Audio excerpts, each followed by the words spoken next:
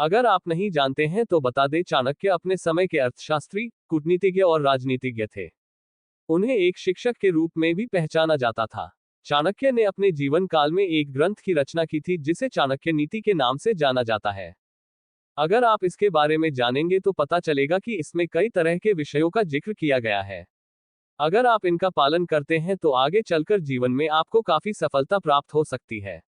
आज हम आपको चाणक्य नीति में बताए गए कुछ ऐसे गुणों के बारे में आपको बताने वाले हैं जो एक घर के मुखिया में होने बेहद जरूरी है। अगर एक मुखिया में ये गुण होते हैं तो वह घर काफी तरक्की या फिर बरकत करता है। तो चलिए घर के मुखिया में होने वाले इन गुणों के बारे में जानते हैं। बेहतर फैसले लेने की क्षमता। घर का जो मुखिया होता है वह घर के सारे फैसले खुद ही लेता है। यही एक कारण है कि उसमें बेहतर फैसले लेने की क्षमता होनी चाहिए।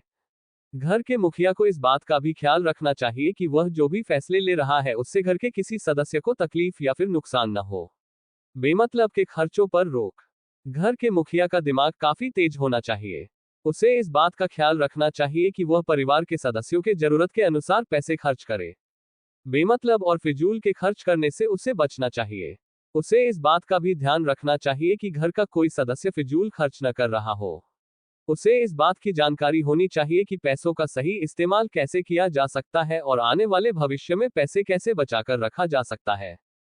न करे भेदभाव। घर के मुखिया के पास ही सभी के परेशानियों का हल निकालने की जिम्मेदारी होती है।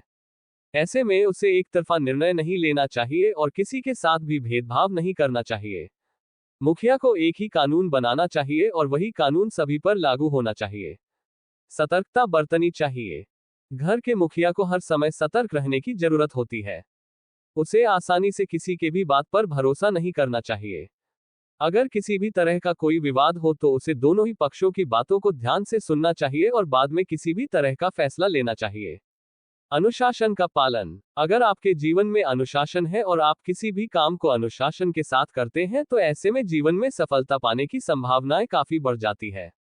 यही कारण है कि घर के मुखिया को हमेशा अनुशासन का पालन करना चाहिए और इसे दूसरों पर भी लागू करना चाहिए।